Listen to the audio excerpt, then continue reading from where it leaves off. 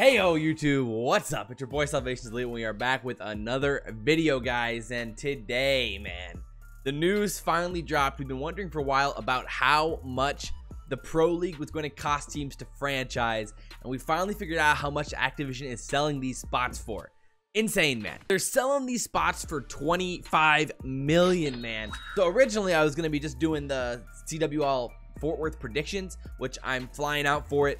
I'm gonna be down there this weekend, so if you guys are down there, hit me up, say hi, say what's up. Obviously I love meeting you guys, but right before I was gonna start working on that predictions video, this news dropped and I'm like, oh no, I've only got time to make this video or this video, and I decided to go with the more like really relevant news that's really interesting and has a huge impact on the future of Call of Duty. So like we've already mentioned, Activision is selling the spots for the Pro League for next year at 25 million apiece. This was reported by ESPN, by ESPN Esports. You know, their stuff, they're doing good work over there.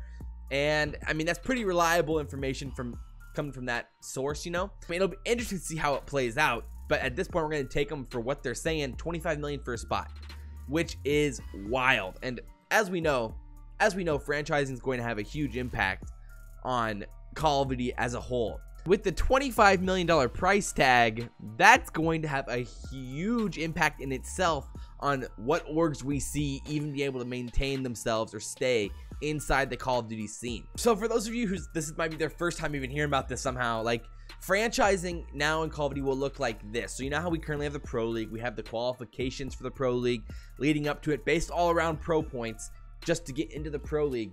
Now it's not going to be about pro points, it's not going to be about qualification. It's going to be about buying your spot into the league, just like League of Legends, like Overwatch has done it, just like any sports franchise currently does it. You have to pay to be in the NFL, you have to pay to be in the MLB, you have to pay to be in the NBA. So it's kind of the same system like that, and that's what's gonna be happening with Call of Duty now. So an org pays the 25 million, which gives them a spot in the Pro League to compete against all the other teams that are in the league. There's no qualification, and they build their teams with these set orgs in place to try to win the Pro League. So before we talk about the negatives and how this could potentially impact a lot of organizations, let's talk about the positives real quick. Just because, you know, you gotta stay focused on what is going to really help. You know, the first thing obviously is simplicity. It makes Call of Duty a lot easier to understand, a lot easier to follow the organization of the whole system. Because from somebody who's just coming from playing pubs, they won't understand game battles, they don't understand pro points, they don't understand that grind. They see all these random organizations, and every single year there's new ones that pop up. Like, who's Midnight? Who's UIU? Like, Denial? What's Denial? They won champs in AW? Like, who's that? Have no idea who these organizations are. Year in, year out, new orgs are the best orgs for the most part. Like, EG wins champs last year, and then at the beginning of this year they're basically irrelevant. So those are the types of things that this is going to really help and bring more fluidity to the scene as a whole, which is going to be really awesome.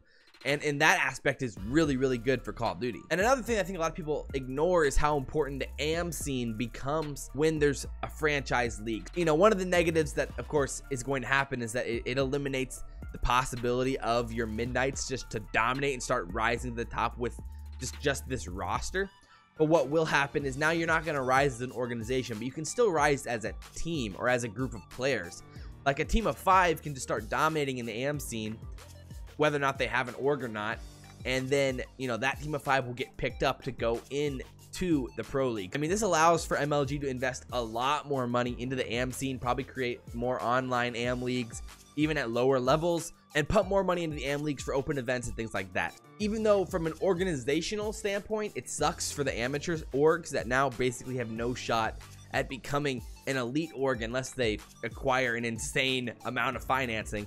But on the other side, for the players, it's awesome, man. The performance, if you're good, you will 100% get picked up. Like, if you're a good player in the AM scene, you will find your way in the Pro League. And nothing like what happened on Midnight is going to happen anymore. Which is, you know, of course, a good thing and something that players should be pretty excited about. On the flip side, there are a lot of negatives. And right off the rip, the biggest thing is we do not want localization. We don't want to be the Houston OpTic or the Dallas Envy or the Chicago Evil Geniuses or whatever. Like, nobody wants that. There's literally no reason to do it for Call of Duty. All these brands are already established, and a lot of them are going to be able to find their way into the Pro League anyway. Why would you want FaZe to be the Los Angeles FaZe? Like, No, please no. Nobody wants this. It sounds terrible. I don't want to do home and away matches like playing inside of a FaZe studio, then moving down and playing in Dallas's studio or whatever. Like, no, stick with open events with amateur brackets, amateur tournaments, and maybe you stick those AM teams still into the championship losers bracket or something like that. I'm okay with that. That'd be pretty cool, and I think that'd be a good way to keep connecting the amateur scene with the pro scene. But then the pro league is still only set aside for the franchise teams. That would be cool. That would work. I would like that a lot. I just never ever want to see city names associated with Call of Duty teams. It makes no sense. These brands are already global. Like Splyce, like they just had a European roster. Now they have a half American, half European roster or whatever. Like what are they gonna be? The Las Vegas Splyce, and now people from Las Vegas feel like they need to root for them, or like people in London are like, well, we have a London team. We have the London Red Reserve, but I want to root for Splyce, who's in Las Vegas. Like, it makes no sense. Activision is actually stupid if they do this, which, all right, maybe they might do it. Who knows? But okay, that's the biggest potential negative. We don't know if that's going to happen, but it's a potential, and that would be horrible. I'd be pissed. Obviously, like I've already mentioned, the second really big negative is that it's going to basically eliminate small orgs who can't get funding. From the pro scene, at least. Maybe not from the amateur scene, but from the pro scene. And so there's a lot of orgs who really need to worry right now about their future in Call of Duty, because I am sure it's not easy to acquire $25 million for most orgs. And like, besides the biggest orgs that already have that corporate funding, it's going to be basically impossible to get that backing to get into the league like that. So the orgs that should be fine are like OpTic, 100 Thieves, Envy, FaZe, LG, Splyce, Genji, probably EG as well. And then there's a lot of orgs that could hop back into Call of Duty because they will have the financing, or have never been in Call of Duty that will definitely have the financing to do it if they want to.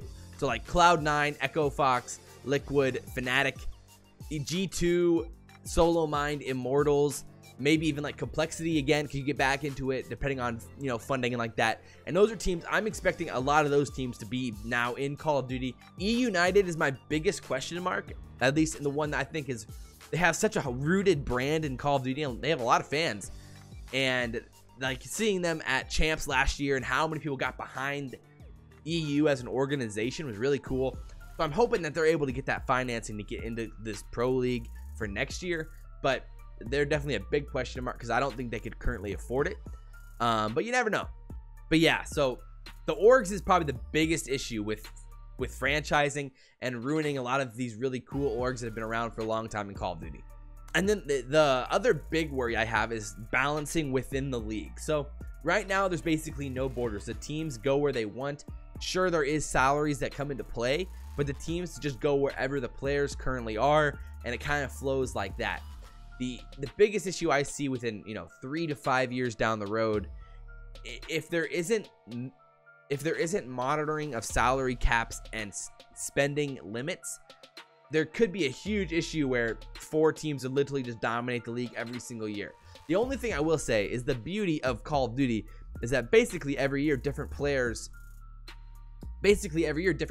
start dominating in different ways. So I mean, this will also be another thing where it comes down to like farm systems. Like, you know, will OpTic have the pros in their farm system that'll be able to come up and dominate in 3 to 5 years?